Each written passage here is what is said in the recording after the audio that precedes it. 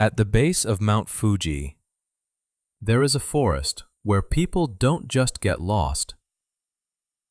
They lose something harder to explain.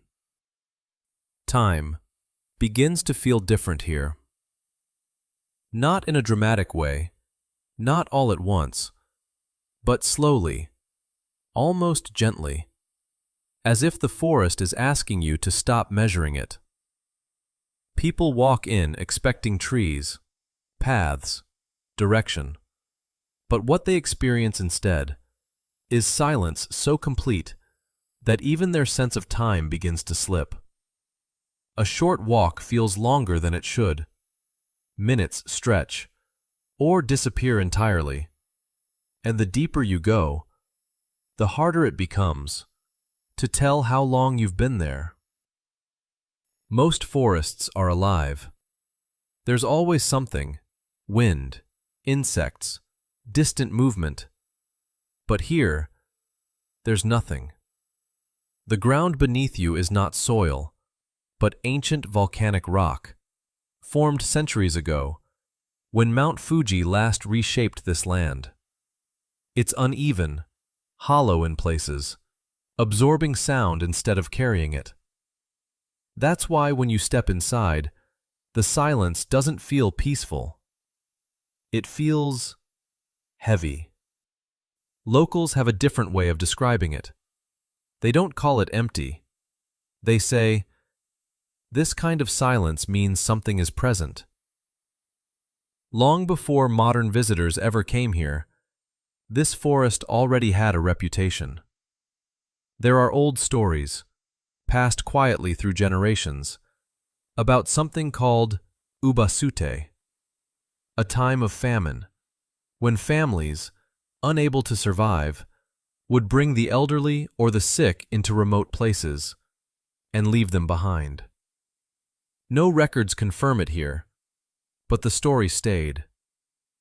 And in Japanese belief, places connected to death don't stay empty for long. They become home to something else, to what locals call yurei spirits that don't move on. Not violent, not aggressive, just lingering, waiting, lost between where they were and where they're supposed to go.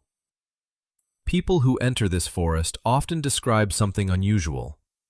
Not fear, not panic, but a feeling that staying is easier than leaving. Paths seem to repeat. Trees begin to look the same. The light fades, even when it shouldn't. And somewhere in that stillness, your sense of direction begins to weaken.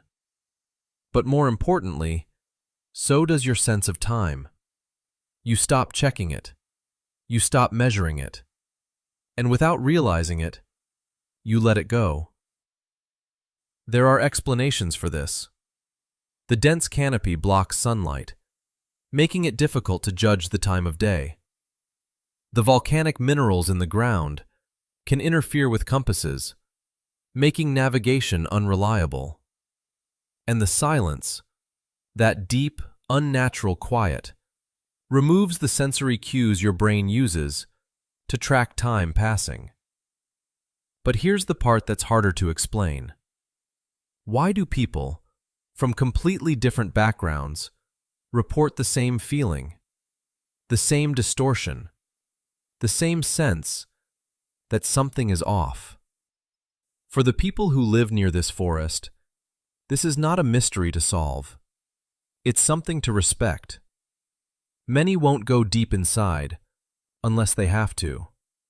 Some leave markers to make sure they can find their way back. Others avoid it entirely, not because they're afraid, but because they understand this is not just a place. It's a place where emotions, memories, and something unseen are believed to remain. And whether you believe that or not, the consistency of that belief says something. So why does time feel different here? Maybe it's the silence. Maybe it's the terrain. Maybe it's the way your brain reacts when the world around you stops giving you answers. Or maybe it's something simpler than all of that. Because when everything goes quiet, when there's no noise, no movement, no distraction, you're left with one thing: yourself. And in that moment, time doesn't move the way you expect it to. It slows down, stretches, or disappears completely. Not because time changed, but because, for the first time, you noticed it.